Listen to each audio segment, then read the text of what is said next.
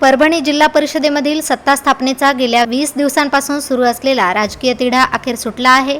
राष्ट्रवादी, शिवसेना, उद्धव बाळासाहेब ठाकरे गट आणि काँग्रेस एकत्र येऊन सत्ता स्थापन करतील अशी चर्चा रंगली होती।